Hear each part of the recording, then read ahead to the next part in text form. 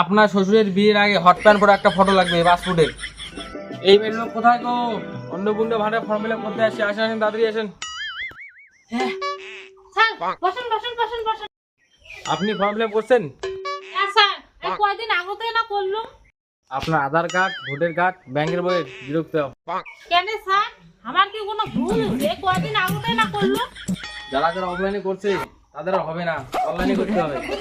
এই বাপ সরকারের খেতা পুরো নিয়ে অফলাইনে বলে কোড়া খায়। কতলা এখানে জেরক্স করলুম, চড়িয়ে যাই এখন অঞ্চলে যায় জমা দিয়ে আসুন। কতলা টাকা মরবে গেল, ফির গাড়ি ভাড়া গেল। আর কি গরম দাঁড়িয়ে এখন রোজ জন্য ভাড়া ফির টাইম টাইমে জমা দাও। ওটা না এলা ফির অনলাইনে কোড়া খাবে। অনলাইনে কি মুখে এমনি দিবে? আমি অত কিছু জানি না, আমাকে আধার কার্ড এসে দেন, ফর্ম ফিল আপ করতে হবে আমাকে। আপনার স্বামীর আধার কার্ড, ভোটার কার্ড, কিডনি পাতার জেরক্স, আপনার দাদুর বাচ্চার ঠাকুরদারের ছেলের জেরক্স লাগবে আধার কার্ডের।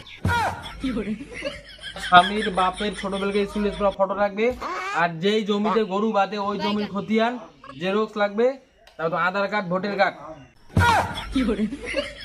তারপর আপনার শ্বশুরের বিয়ের আগে হট প্যান্ট পরে একটা ফটো লাগবে পাসপোর্টের।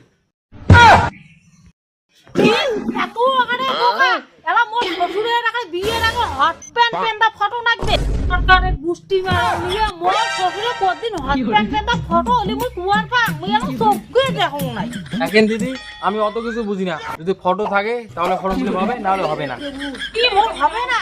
তার মানে মুই 3000 টাকা পাই না তোমার সরকারের গুষ্টি মারা নিয়ে। বাইগান কি করে